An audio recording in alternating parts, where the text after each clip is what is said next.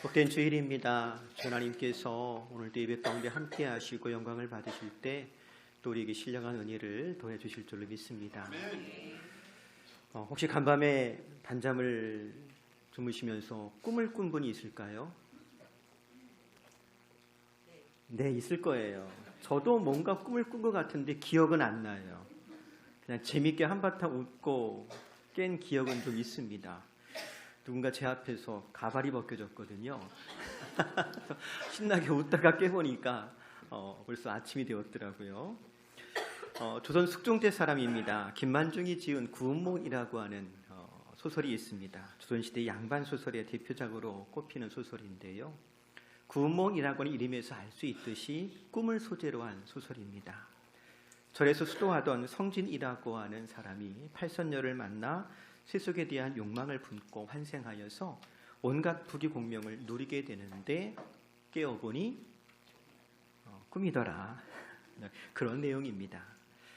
동서고금 막론하고 꿈 혹은 환상은 때론 우리 삶을 투사하고 때론 교훈하고 때론 미래를 예측하는 중요한 소재가 되었던 것을 보게 됩니다. 성경도 예외는 아닙니다. 야곱은 꿈속에서 하나님의 임재를 경험하고 그를 향한 하나님의 약속을 받은 것을 봅니다. 요셉은 별명이 꿈꾸는 사람이었습니다. 그리고 우리가 읽고 있는 이 스가랴서 말씀에도 보면 스가랴는 8가지의 환상을 경험하고 기록한 걸 볼 수가 있습니다. 또 사도 요한도 큰 환상을 보고 계시록을 기록하여서 우리에게 남겨주었지요. 그렇게 하나님께서도 꿈과 환상을 통해 약속과 비전을 허락해 주셨던 것을 보게 됩니다. 물론 지금은 우리가 완전한 성경을 가지고 있기 때문에 계시의 말씀의 시대여서 과거와는 좀 다르긴 하겠습니다.만 어쨌든 하나님께서 이처럼 꿈과 환상을 통해 약속과 비전을 허락해 주신 것들을 우리가 성경을 통해서 보게 되는데요. 그런데 이런 꿈과 환상에 갖고 있는 공통점이 하나 있습니다. 그것이 무엇일까? 영원히 꿈과 환상 속에는 머물 수 없다라고 하는 겁니다. 그래서 꿈은 깨어야 하고요. 환상 속에서 빠져나와야 됩니다. 그리고 다시 당당하게 현실을 마주해야 한다라고 하는 것입니다. 그래서 야곱은 낯선 타지에서 20년 동안 온갖 말할 수 없는 고생을 해야만 했고 요셉은 애굽의 노예로 팔려가는 비참함을 경험해야만 했더랍니다.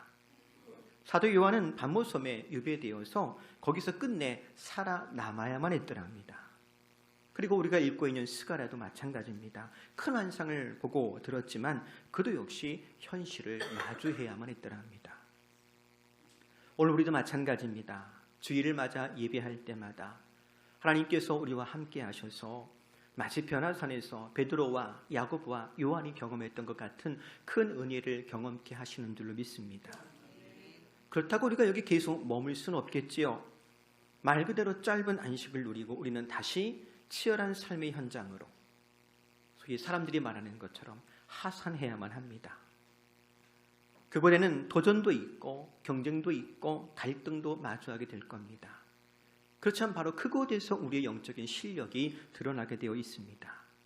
즉 우리가 그리스도 예수께 속한 사람이라고 하는 것, 그리스도 예수를 따르는 사람이라고 하는 것, 천지 만물을 지으신 하나님의 지지를 받고 있다라고 하는 것을 우리 삶으로 증명할 수 있어야만 합니다. 소망하기는 세상을 넉넉히 이길 수 있는 주님의 은혜가 예배하는 우리 가운데 충만히 임하기를 주의 이름으로 축복합니다. 이제 스가랴도 환상은 끝났습니다.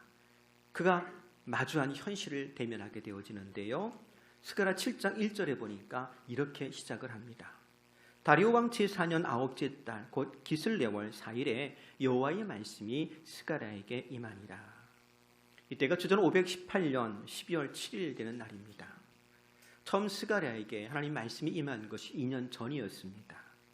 특별히 이때는 예루살렘 성전 공사가 한창 진행 중입니다. 성전 공사가 4년 동안 진행되어졌고요. 2년이 지난 시점이기 때문에 아마도 성전의 외형이 거의 완성되지 않았을까 싶습니다. 아무튼 이때 환상이 아니어도 좋습니다. 여전히 하나님께서 함께 하셨고 스가랴에게 말씀을 주셨더랍니다. 즉 그는 하나님과의 친밀함 속에 있었던 것입니다. 하나님 말씀하실 때 그런 주의 말씀을 듣습니다. 그리고 이런 친밀함이 바로 세상 속에서 지치지 않고 살아가는 믿음의 사람의 능력이 된 줄로 압니다. 오늘도 마찬가지겠지요. 시편 119편 105절에 보면 시편 기자가 이런 고백을 하지 않습니까? 주의 말씀은 내 발의 등이요 내 길의 빛이니이다 라고 했던 것처럼 우리도 날마다 주의 말씀을 쫓아 살아가므로 우리 앞에 놓여있는 믿음의 경주를 넉넉히 달려가게 되는 줄로 압니다. 그런데 여기 한 가지 더 스가랴에게 주의 말씀이 임했던 특별한 이유가 있습니다. 2절과 3절에 보니까 이렇게 적고 있어요. 베델 사람이 사라셀과 레겐멜렉과 그 하인들을 보내어 여호와의 은혜를 구하며 만군의 여호와의 전에 있던 예언자들과 제사장들에게 가서 물었습니다. 지난 여러 해 동안 우리는 다섯째 달을 특별한 달로 지켰습니다. 우린 이 달에 슬퍼하며 금식을 했습니다. 앞으로도 계속해서 그렇게 해야 합니까? 이스라엘은 전통적으로 금식하는 절기가 있었습니다. 욤키푸르라고 부르는데요. 이 절기를 맞아서 금식하는 것이 일반인데 욤키푸르 번역하면 대속죄일입니다. 아사셀 어린 양을 취하여서 이스라엘의 죄를 전가시키고 대제사장은 이스라엘의 죄를 대속하기 위하여서 송아지의 피를 가지고 지성소 안에 들어가서 언약궤의 덮개, 즉 시온자의 그 송아지의 피를 바름으로 죄사함을 받는 날입니다. 이 대속죄일을 준비하기 위해서 새해가 시작되는 나팔절이 되면 부정한 것을 제거하고 금식하는 것이 일반이었습니다. 그런데 어느 때인가부터 유대인들에게 새로운 금식 전통이 생겼습니다. 4월, 5월, 7월 그리고 10월에 금식하는 겁니다. 욤키푸르는 1월이거든요. 그러니까 1월 금식 외에 4번의 금식이 더해지는 겁니다. 근데 이 새롭게 생긴 4번의 금식은 하나같이 바벨론에 의해서 유대가 침략당하고 멸망당한 사건과 연관이 있습니다. 유대가 바벨론에 의해서 멸망을 당할 때 대략적으로 4단계를 걸치게 되는데요. 1단계, 이스라엘 전력으로 4월에 바벨론의 예루살렘 성을 에워쌌습니다. 2단계는 5월에 예루살렘 성이 함락되고 성전도 완전히 불타 파괴되었습니다. 3단계는 7월에 예루살렘에서 대대적인 살육이 벌어졌고 그때 총독 그달랴도 죽임을 당합니다. 4단계는 10월에 수많은 유대인들이 포로로 바벨론에 끌려가게 되었더랍니다. 그리고 바벨론에 끌려간 유대인들은 이 치욕적인 사건들을 기억하면서 1년에 4번 4월, 5월, 7월, 10월에 금식하는 전통을 만들어서 지난 70년 동안 금식한 거예요. 그리고 바벨론에서 유대로 돌아온 다음에도 그 전통을 계속 이어갔더랍니다.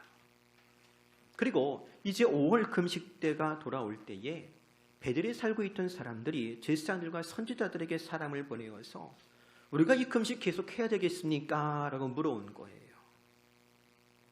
사실 지난 70년 동안 금식했습니다. 또 돌아와서도 금식했습니다.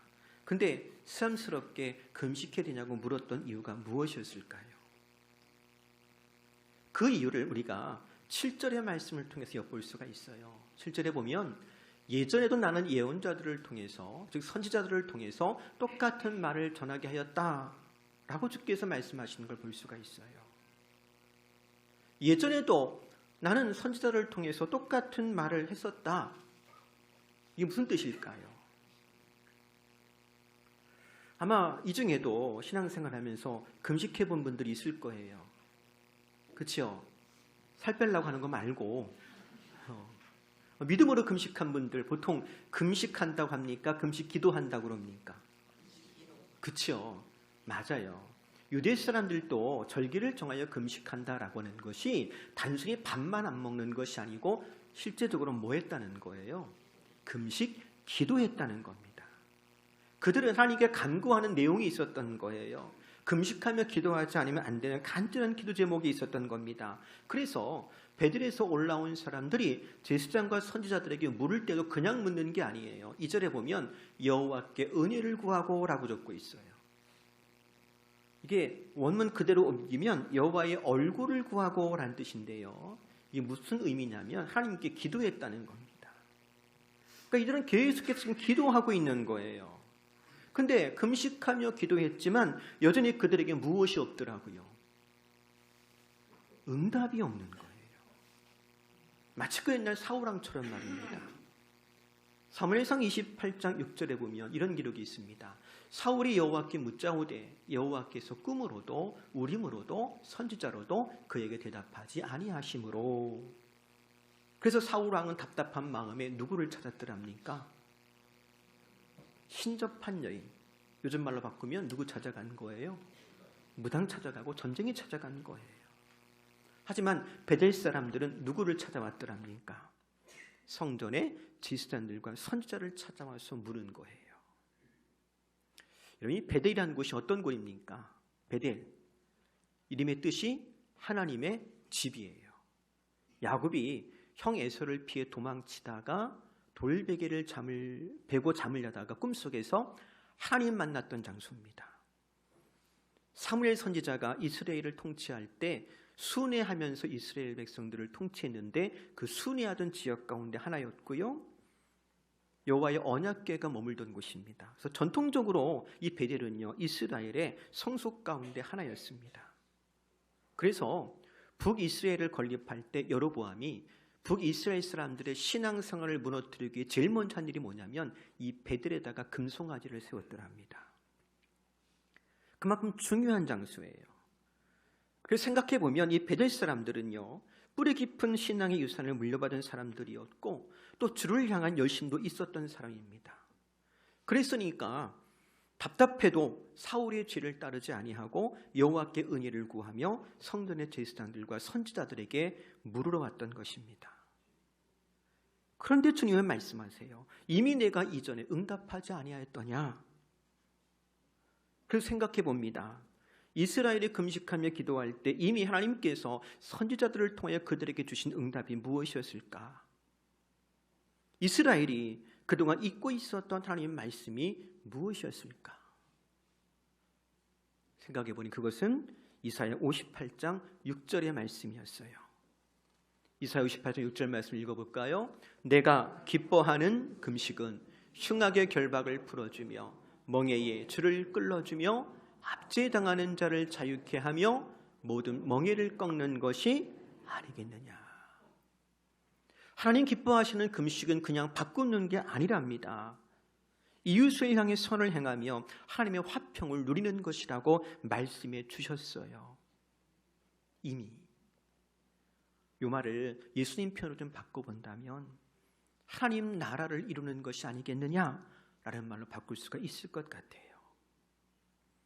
하지만 이스라엘 백성들은 그것을 잊고 있었습니다. 그러하기에 하나님은 계속해서 금식하며 기도해야 될까요? 라고 물었던 그들에게 응답하시면서 스가랴 7장 5절에 보니까 이렇게 대답해 주세요. 그 금식이 나를 위하여 한 것이냐. 나를 위하여 강조하시면서 말씀하세요. 너네 생각해봐라. 진짜로 너네가 금식하며 기도한 것이 나를 위한 것이더냐? 하나님과 상관이 없다는 거예요. 70년 동안 금식했지만 이걸 한마디로 바꾸면 뭐라고 바꿀 수 있을까요? 헛수고예요. 사랑하는 성도 여러분, 우리의 신앙 여정 가운데 헛된 수고가 없기를 바랍니다. 어떻게 해요? 로마서 14장 23절에 보니까 이런 말씀이 있지요. 믿음을 따라 하지 아니하는 것은 다 죄니라. 그러니 여러분, 믿음으로 행할 수 있기를 바랍니다. 그때 한 번 더 생각해 봅니다. 믿음으로 행한다는 것도 무엇일까요? 다른 것 아닐 거예요. 그리스도 예수 안에서 하나님의 영광을 위해 행하는 모든 일을 가리켜서 믿음으로 행한다라고 할 수가 있을 겁니다. 우리가 잘 아는 말씀이 있지요. 고린도전서 10장 31절에 보면 그런즉 너희가 먹든지 마시든지 무엇을 하든지 다 하나님의 영광을 위하여 하라. 그러니 사랑하는 성도 여러분, 우리가 먹고 마시고 행하는 모든 일의 동기가 그리스도 예수가 될 수 있기를 바랍니다. 그리스도 예수께서 주신 꿈과 비전이 우리의 삶의 소망이 되고 우리를 통해 오직 그리스도의 선하심만이 드러날 수 있기를 바랍니다. 그때 우리 하나님께서 영광을 받으십니다. 또 우리 안에 하나님 나라가 임하게 되는 줄로 믿습니다. 근데 한번 생각해 보세요. 빌립보서 1장 15절에 보면 이런 기록이 있어요. 어떤 이들은 투기와 분쟁으로 어떤 이들은 착한 뜻으로 그리스도를 전파하나니, 그리스도를 전파하는 것, 복음을 전하는 것 얼마나 귀한 일이겠습니까? 근데 그 귀한 일을 행함에 있어서 어떻게 한다고요? 투기와 분쟁으로 한대요. 즉 자기 만족을 위해서, 자기 유익을 위해서 행하는 사람이 있다는 겁니다. 그러면서도 얼마든지 주님을 위한 것이냐 포장할 수 있더래요. 그런데 포장을 할 수 있을지언정 그 안에 뭐가 없어요? 화목이 없어요. 평강이 없어요. 투기와 분쟁만 있어요. 그리스도 예수 안에서 하나됨이 없어요. 그리하여서 하나님 나라를 누리거나 경험할 수 없더랍니다. 하지만 우리가 믿음으로 하나님의 영광을 위해 하고자 한다면 스가랴 8장 19절에 이른 것처럼 오직 너희는 진리와 화평을 사랑할지니라 하신 말씀대로 행하는 것이 마땅한 줄로 믿습니다. 진리, 즉 그리스도 안에서 이웃과 화평하며 화목하게 할 때에 우리 안에 하나님 나라가 임하게 되는 줄로 믿습니다. 사랑하는 성도 여러분, 믿음으로 행하십시오. 혹 믿음이 없다면 그리스도 예수를 구하십시오. 아버지께 순종하시던 그 그리스도께서 지금 내 안에 계시고 그리스도의 믿음이 나를 움직이는 동기가 되어지고 힘이 되어짐으로 말미암아 이웃을 향하여 선한 열매 있는 신앙인 될 수 있기를 주의 이름으로 축복합니다. 말씀을 정리합니다. 하나님께서 일찍이 북이스라엘이 멸망하기 전 남쪽 유다 사람 아모스 선지자를 통해 이르신 말씀이 있어요. 아모스 5장 21절 이하의 말씀인데요. 내가 너희 절기들을 미워하여 멸시하며 너희 성회들을 기뻐하지 아니하나니 너희가 내게 번제나 소제를 드릴지라도 내가 받지 아니할 것이요 너희의 살진 희생의 화목제도 내가 돌아보지 아니하리라. 네 노랫소리를 내 앞에서 그칠지어다. 내 비팔 소리도 내가 듣지 아니하리라. 오직 정의를 물같이 공의를 마르지 않은 강같이 흐르게 할지어다. 북이스라엘 사람들의 습관적이고 형식적인 신앙활동을 거절하시면서 흔히 우리가 잘 사용하는 표현으로 좀 바꿔본다면 그들의 삶의 예배를 강조하셨던 말씀입니다. 이는 오늘 우리 시대도 마찬가지입니다. 앞에서 잠깐 언급한 것처럼 우리가 산을 내려가야 돼요. 저 예배당 문을 열고 세상에 나가면 치열한 삶의 현장이 기다리고 있을 겁니다. 때론 부딪히고 때론 거절당하고 때론 실패하고 때론 넘어지기도 할 거예요. 그렇지만 그런 가운데 우리의 진짜 실력이 드러나게 되어 있습니다. 그럼에도 불구하고 그리스도 예수 안에 있는 사람은 다시 일어서며 견디며 참아내며 화목하게 하시는 주의 약속을 이루어갈 겁니다. 사랑하는 성도 여러분, 주님이 임마누엘과 함께 하십니다. 그 주님과의 친밀함 속에 살아가는 믿음으로 또 주님과 동행하는 영성으로 우리 안에 시작된 하나님 나라를 누리고 전하는 저와 여러분 될 수 있기를 주의 이름으로 축복합니다. 우리 기도하겠습니다. 하나님, 임마누엘 하시니 고맙습니다. 주님과의 친밀함 속에 살아가기를 원합니다. 날마다 주님과 동행하면서 참고 견디며 다시 일어서며 우리 안에 시작된 하나님 나라를 누리고 전파하는 복 있는 삶이 되게 하여 주옵소서. 예수님의 이름으로 기도합니다. 아멘.